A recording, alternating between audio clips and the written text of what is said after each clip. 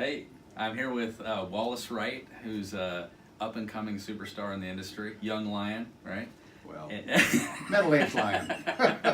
Mentally young lion. Before we get started, just want to say a shout out. If you like this video, and I know you will, and you want to see more like it, go to eRealEstateCoach.com. We've got some great videos with some superstars and some all-stars on there. So I encourage you to check that out. But let's get right into it, Wallace. We had a pre-interview before we started our interview today. We're just kind of talking about your background and what you've done and your success in the business over the last 4 years. You're relatively new to the business, 4 years in. Correct. But not brand new. So you've had some experience. And one of the things that we talked about, which I thought was amazing, is you did 6 figures last year. You're doing well. And you have, in 4 years, you've only lost 1 transaction to a failure, which is absolutely amazing. What do you attribute that to?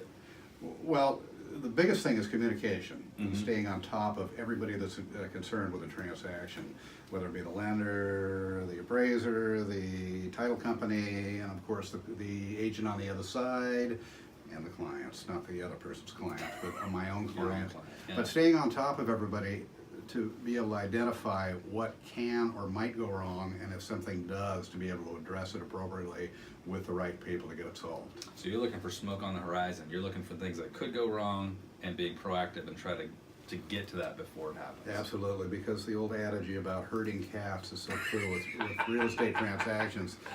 You're herding them down the sidewalk, and they're constantly trying to veer off This way, off that way. the So sidewalk. it's always redirection, right? Yeah. So one thing that you brought up, which is I think an interesting approach when you're dealing with buyers, and that's your concept of the second look, which I haven't heard a lot of agents talk about the second look. And so explain what your theory is on that. Well, I think a second look is good because typically if you go out, and I'll always say this to clients, you'll know it when you see it. Mm-hmm. And that is true. They'll go in, they'll get excited, I love this, I can't live without this place. But a second look gives them a different perspective, and they're gonna come back and see things they didn't see previously. They might like it even better and go, oh, this enhances my love for the place, or gee, I hadn't noticed this the first time, I hadn't noticed this the first time around, etc.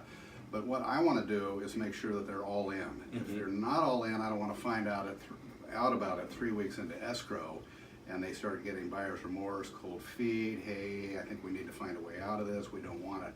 I want them to be Completely 98% sure Right. on the way in. There'll always be issues along the way, but this way that they're pretty sure they're going to follow through. I don't have them as an impediment, just all the other things that surround it. I think it's brilliant because, a lot of agents, and I've been guilty of this, you go out and you show 25 homes, you get to the house that they like, everybody gets excited. I get excited seeing their excitement, and you go back and write the offer, but they don't ever see it again until they're closed.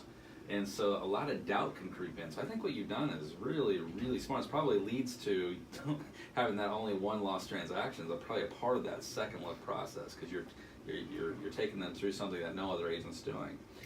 Now, we talked about problem solving a little bit in our pre-interview, and I was just fascinated with how you're able to solve problems and make sure that you keep people on the right track. And we had this conversation about a closing you had on, I think it was Capitol Avenue, dealing with a tough appraisal. And I think everybody in the real estate industry deals with a tough appraisal from time to time. I want you to explain how you handle this incredibly tough appraisal. Well, I was fairly new. It was an early transaction. And we had an appraiser come out who was a tough appraiser. It was a VA loan. And of course, they're going to be a little more stringent on what they call out.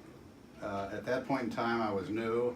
I was helping with some of the repairs. Oh, they weren't things that required a license or anything like that. You don't do that now, you're too busy. I'm too busy for that now. And a little smarter than I was before. Right. But addressing some of these issues, appraiser comes back out, won't pass it. Won't So tell me why. second time out. You Second did time the out. work, you thought you were done. Yeah. Appraiser comes back out and says, no, it's not No, done. it's not going to do. Right. Well, what is it we need to do to get this done? I can't talk to you. I can't tell you what to do. You just need to get it fixed. Try again. Third time. Third time he comes out, finally still won't pass it. I can't get him to tell me why, etc. So eventually we got to the client, who was a vet, had him call the VA, had the underwriters ask us for the pictures of the fixes that were called out in the appraisal.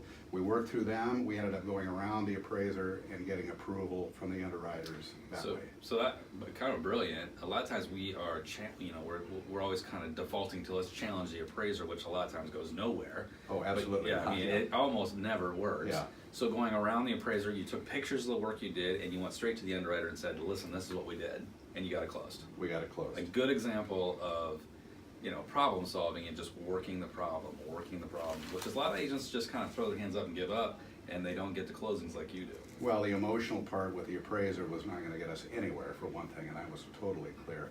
And actually stumbled upon the solution to this with the client being a VA person who was really the only one that could call the VA, and they get action. Got it. If I called, You wouldn't get anywhere. Anybody else calls, they're not So interested. part of it was you coaching your client to call. Yeah. Once I found out that was a possibility, we got right on that. He was very cooperative, did all the right things, and we got the job done. I think the theme of this session is client coaching, taking them back for the second look, coaching people to get to a solution when you get through problems. Wallace, great job. Continued success in your career and in your life. Thank you so much. All right, thank you very much. Appreciate it.